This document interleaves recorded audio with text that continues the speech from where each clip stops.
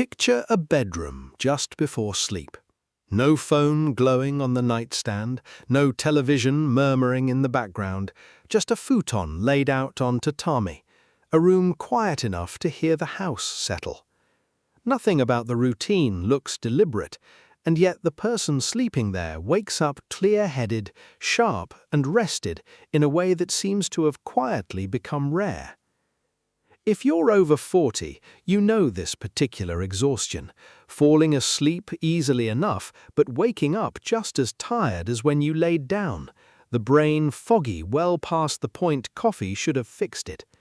It's not that you're not sleeping enough hours, it's that most of what we call sleep hygiene treats sleep as a switch to flip, not a state the body has to be gently guided into. Here's the myth bust. You'd think deeper rest requires more hours, a better mattress, or the latest sleep-tracking gadget promising to optimize every stage of the night. But look at traditional Japanese sleeping habits, many still practiced by elders today, and you'll notice something almost too simple to trust. No tracking, no expensive setup, just 8 quiet habits that prepare the brain for real rest long before the lights ever go out. Researchers studying sleep architecture have found that the quality of deep, restorative sleep depends far more on what happens in the hour before bed than on the number of hours logged afterwards, which means the real problem for most people over 40 isn't sleep itself, it's everything working against it in the hour leading up to it, night after night, without anyone noticing. So today, I want to walk you through 8 traditional habits that restore real brain energy overnight, and by the end, you'll understand why so many people wake up tired despite doing everything they think they're supposed to. The first habit is Neru mae no shizuka na jikan, a quiet transition hour before bed, deliberately free of screens, bright light, and stimulation, treated as sacred preparation rather than optional wind-down time. Lights dimmed early, conversation softened, the household itself slowing down together rather than continuing at full pace until the moment sleep is expected. In the West, the hour before bed is often the most stimulating of the day, scrolling, streaming, catching up on messages right up until the lights go off. Neuroscientists studying sleep onset have found that bright light and screen stimulation in the hour before bed suppress melatonin production significantly, which means the brain is often being told to stay alert at the exact moment it's being asked to fall asleep, a contradiction most people never notice they're creating for themselves, night after night.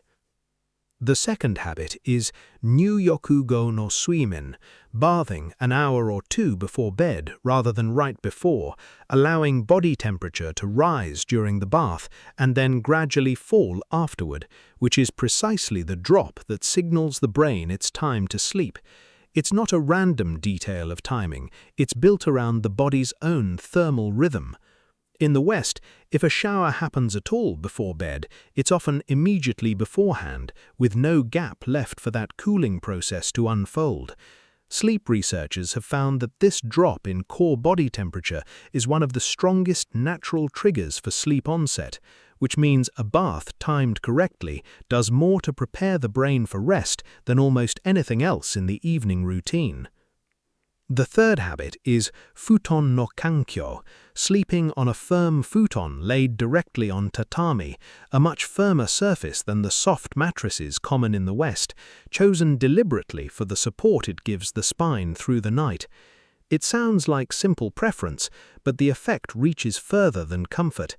In the West, mattress marketing has pushed steadily towards softer, plusher surfaces, often at the expense of proper spinal alignment during sleep. Physical therapists studying sleep posture have found that firmer sleeping surfaces reduce the misalignment that leads to nighttime tossing and turning, which means part of what disrupts deep sleep for many people isn't stress or noise at all. It's simply a surface that's quietly working against the body's alignment all night long. The fourth habit is Nemaki no kihon, Dedicated, loose-fitting sleepwear worn only for sleep and nothing else, distinct from lounge clothes or the clothes worn earlier in the day. It's a small distinction, but a deliberate one. Changing into something worn exclusively for rest sends the body a clear signal that the day's activity is truly over. In the West, it's common to fall asleep in whatever was already being worn, loungewear, even daytime clothes, blurring the line between waking hours and sleep. Sleep researchers studying conditioned response have found that consistent pre-sleep rituals, including the simple act of changing clothes, help train the brain to associate specific cues with sleep onset, which means that clothing itself isn't just comfort, it's part of a signal the brain has learned to recognize and respond to. The fifth habit is Shokuji no jikan, finishing the evening meal at least 2 to 3 hours before bed, rather than eating close to bedtime, giving digestion real time to settle before the body is asked to rest. It's treated as a firm boundary, not a flexible guideline shifted around a busy evening.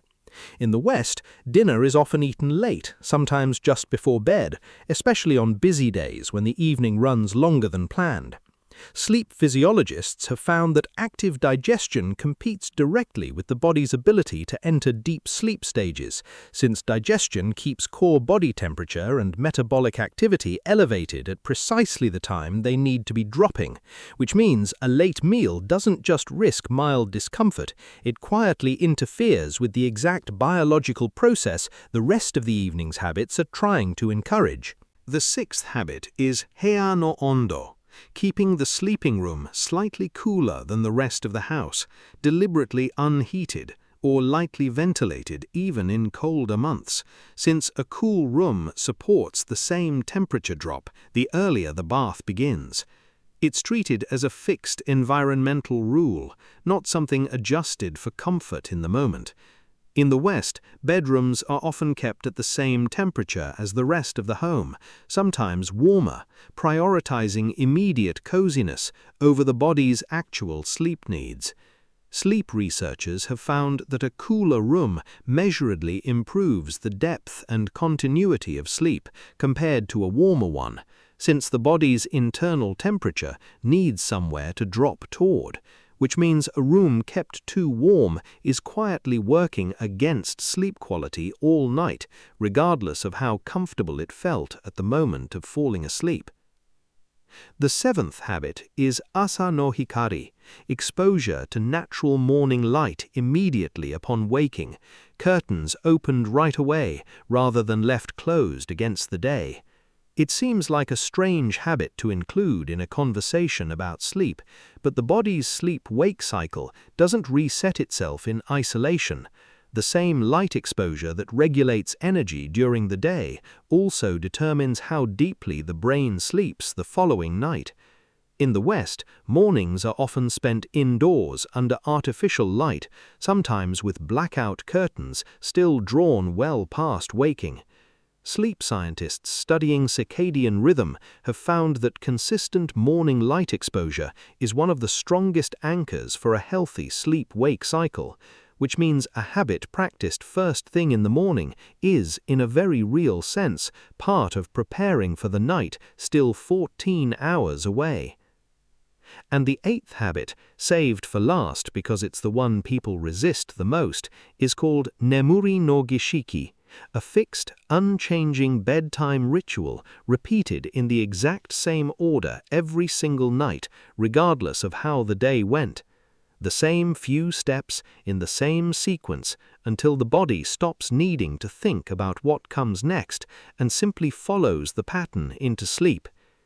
In the West, bedtime routines are often inconsistent, shaped by whatever the evening happened to look like, rather than a fixed sequence protected on purpose.